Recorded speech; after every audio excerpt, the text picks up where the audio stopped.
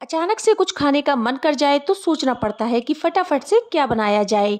तो आज मैं आपके लिए लेकर आई हूँ बहुत ही आसान और यूनिक तरीके से सिंपल से सिर्फ घर के रखे सामान से बनी ऐसी रेसिपी जो आपको ही नहीं आपके मेहमानों को भी बहुत ज़्यादा पसंद आने वाली है। चलिए आज कुछ ऐसा बनाते हैं जो देखने में एकदम यूनिक हो और बनाने में बहुत ही आसान। अस्सलाम वालेकुम, वेलकम बैक टू जायका अपने किचन का। इस रेसिपी को बनाने के लिए सबसे पहले हम लेंगे आधा कप चीनी और एक लेंगे मिक्सर जार।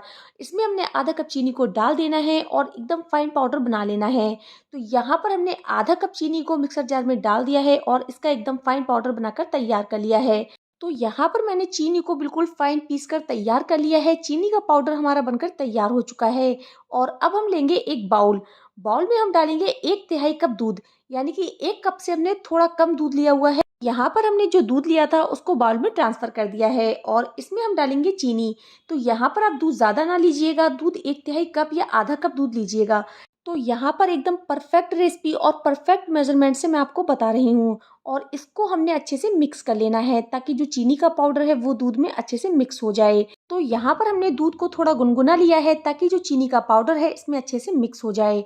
तो यहाँ पर चीनी के पाउडर को हमने दूध में बढ़िया से मिक्स कर लिया है। तो चलिए अब हम दूसरा मिक्सिंग बाउल ले लेते हैं और इसमें हम डालेंगे 2 कप गेहूं का आटा। तो यहाँ पर मैं गेहूं के आटे का इस्तेमाल कर रही हूँ जो कि बहुत ही ज़्यादा हेल्दी भी है और हर घर में अवेलेबल होता है। गेहूं के आटे को हमने मिक्सिंग बाउल में डाल देना है और इसमें हम डालेंगे 1/4 कप सूजी। बिल्कुल परफेक्ट मेजरमेंट है, आप चाहे तो डालिए सूजी को, वरना आप इसको स्किप भी कर सकते हैं। तो सूजी को हमने आटे में डाल देना है और इसमें हम डालेंगे तिल। तो यहाँ पर मैंने 2 चम्मच के करीब सफ़ेद तिल लिए हुए हैं। अगर आपके पास सफ़ेद तिल है तो आप डालिए, वरना आप इसको भी स्किप कर सकते हैं। सफ़ेद तिल को हम इसमें डाल देंगे और इसमें हम डालेंगे घी। तो यहाँ पर हम इसमें देसी घी डाल रहे हैं। देसी घी हमने यहाँ पर 2 बड़ी चम्मच लिया हुआ है। मोयन के लिए आप देसी घी का ही इस्तेमाल कीजिएगा, ऑयल का इस्तेमाल ना कीजिएगा। और इसको अच्छे तरीके से हम मोयन करेंगे। मोयन बहुत इंपॉर्टेंट है, किसी भी चीज़ को खस्ता बनाने के लिए मेन होता है मोयन। मोयन आप लोग बहुत आराम से कीजिएगा और इसे 2 से 3 मिनट हाथों से अच्छे से रगड़ रगड़ कर मोयन करेंगे। ये अच्छे तरीके से मोयन हो जाएगा और इसके बाद इसका डो तैयार करेंगे। तो जब मोयन करना है सबसे अच्छी बात होती है जब हम मुट्ठी बांधे तो ये बन जाना चाहिए। तो मुट्ठी हमारी बन रही है, तो इसमें हमने जो दूध वाली चाशनी तैयार की थी वो हम इसमें थोड़ी थोड़ी करके डालेंगे। एक संग नहीं डालें क्योंकि ये थोड़ा ऊपर नीचे हो सकता है। और इसको बढ़िया सा मिक्स कर लेंगे। यहाँ पर हमें बिल्कुल हार्ड डो लगाना है, बिल्कुल भी सॉफ्ट डो नहीं लगाना है। तो यहाँ पर हम एकदम हार्ड डो बनाकर तैयार करेंगे, लेकिन हम यहाँ पर थोड़ा थोड़ा दूध डालते हुए इसका एकदम डो बनाकर तैयार कर लेंगे। यानी कि जो दूध और चीनी यानी कि चाशनी हमने बनाई थी वो हम इसमें थोड़ी थोड़ी करके डालेंगे, क्योंकि थोड़ा ऊपर नीचे हो सकता है और हमें बनाना है हार्ड डो। तो हार्ड डो के हिसाब से हमने इसको अच्छे से मसलते हुए एकदम बढ़िया सा डो लगाकर तैयार करना है। तो यहाँ पर हम अच्छे से मिक्स करते हुए इसका एकदम हार्ड डो लगाकर तैयार कर लेंगे। अगर आपको ये रेसिपी पसंद आ रही है तो प्लीज़ इस रेसिपी को अपने फैमिली फ्रेंड्स में ज़रूर शेयर कीजिएगा और मेरे चैनल को सब्सक्राइब करना ना भूलें और बेल आइकन को ज़रूर दबाइएगा, जिससे आपको हमारे आने वाली हर वीडियो का नोटिफिकेशन सबसे पहले मिल जाए। तो यहाँ पर हमने अच्छे से मसलते हुए इसका एकदम हार्ड डो लगाकर तैयार कर लिया है। आप चाहें तो इस रेसिपी को मैदे से भी बना सकते हैं, लेकिन गेहूं के आटे की जो रेसिपी है बच्चों के लिए बहुत ही ज़्यादा हेल्दी होती है। तो यहाँ पर हमने एकदम हार्ड डो लगाकर तैयार कर लिया है। इसको कवर करके हम 5 मिनट के लिए सेट होने के लिए छोड़ देंगे, क्योंकि हमने इसमें सूजी डाली है वो इसमें अच्छे से सेट हो जाएगी। तो यहाँ पर हमने इसको खोलकर देखा है, सूजी अच्छे से इसमें सेट हो चुकी है। अगर आपने इसमें सूजी नहीं डाली है तो आप इसको हाथों हाथ बना सकते हैं। तो यहाँ पर हमने जो सख्त आटे का डो लगाकर तैयार किया था उसको हमने 2 पार्ट में डिवाइड कर लेना है और एक पार्ट को हमने कुछ इस तरह से कर लेना है। जैसे हम पूरी की लोई बनाते हैं ना, तो कुछ इस तरह से हम इसका डो कर लेते हैं। ठीक इसी तरह से हमने दोनों पार्टों का डो बनाकर तैयार कर लेना है। तो यहाँ पर हमने डो को कुछ इस तरह से बनाकर रख लिया है और अब हम लेंगे एक प्लेट। आटे को हम पकड़ेंगे एक हाथ में और दूसरे हाथ में लेंगे एक सीजर, यानी कि कैंची। कैंची की मदद से हम इस आटे की इस तरह से कटिंग करते जाएंगे। बहुत ही आसान है इसको बनाना, जैसे हम किसी चीज़ को काट रहे हों। आप देख सकते हैं कितनी प्यारी डिज़ाइन आटे की निकल कर आ रही है। गोल गोल घुमाते जाइए आटे को और इस तरह से कटिंग करते जाइए। ये बहुत ही इजी रेसिपी है, फटाफट बनकर तैयार हो जाती है। इस बात का ध्यान रखना है कि छोटा छोटा काटें, बड़ा बड़ा नहीं। आप जितना छोटा काटेंगे उतनी बढ़िया डिज़ाइन बनकर तैयार होगी। तो यहाँ पर हमने इसी तरह से सारे आटे की डिज़ाइन बनाकर तैयार कर लेनी है, जो कि देखने में बहुत ही ज़्यादा अट्रैक्टिव है, खाने में भी बहुत ज़्यादा टेस्टी होगी और बहुत ही ईजिली बनकर तैयार हो जाती है। इसको बनाना बहुत ही आसान है। तो यहाँ पर आप देख सकते हैं एक एक पीस हमारा प्रॉपर कटा है। तो चलिए अब हम चलते हैं गैस की तरफ।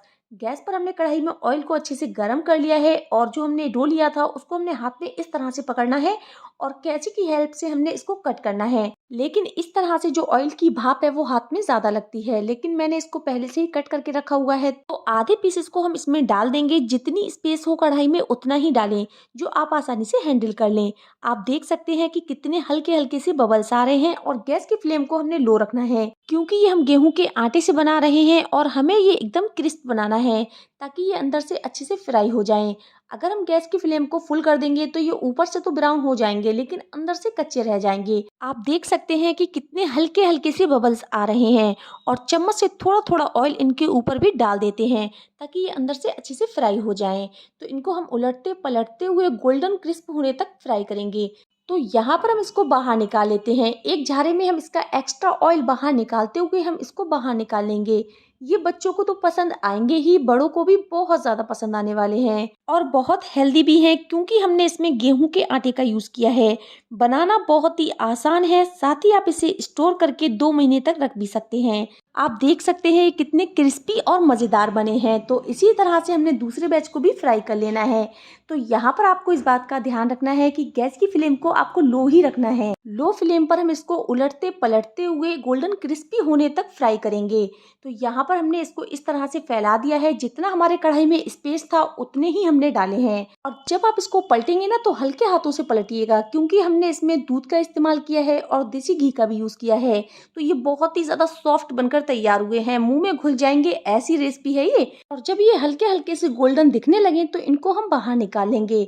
तो बहुत ही आसान रेसिपी है और बहुत ही ईजिली बन भी जाती है और खाने में तो बहुत ही ज़्यादा टेस्टी है। तो लीजिए, हमारे बहुत ही क्रिस्पी और खस्ता शक्करपारे बनकर तैयार हो चुके हैं, जो कि बहुत ही ईजिली बनकर तैयार हुए हैं।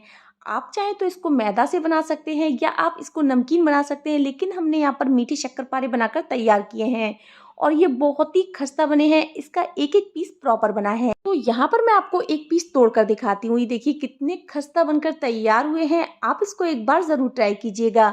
ना बेलने का झंझट और ना ही काटने का झंझट। अगर आप इस ट्रिक से बनाएंगे ना तो एक साथ ढेरों शक्करपारे आप एक बार में बना सकते हैं। आप देख सकते हैं कि सभी पीसेस प्रॉपर बने हैं, ना टूटे हैं ना फूटे हैं। और अगर आपको ये ट्रिक आसान लगे तो आप इस ट्रिक से एक बार जरूर बनाइएगा। मस्ट ट्राई रेसिपी है, जरूर बनाइएगा और मुझे कमेंट करके जरूर बताइएगा कि आपकी ये रेसिपी कैसी बनी। बहुत ही कम मेहनत में बहुत ही कम सामान से मिनटों में तैयार होंगे ये शक्करपारे, जो कि सबको बहुत ज्यादा पसंद आने वाले हैं। वैसे भी फेस्टिवल्स का सीजन है तो इसको बनाना तो बनता है, मस्ट ट्राई रेसिपी है। तो आप भी जल्दी से किचन में जाइए और झटपट बनने वाले ये शक्करपारे जरूर बनाइए और कैसे बने कमेंट करके जरूर बताइए। यदि अच्छे बने हो तो एक स्माइल के साथ लाइक का बटन जरूर दबाइए। तो मुझे सपोर्ट करने के लिए चैनल को सब्सक्राइब कीजिए और वीडियो को पूरा वॉच कीजिएगा। तो आज के लिए इतना काफी है, फिर मिलती हूँ एक और नई रेसिपी के साथ। जब तक इजाजत चाहती हूँ। Thank you so much for watching my video. Take care, good care, bye.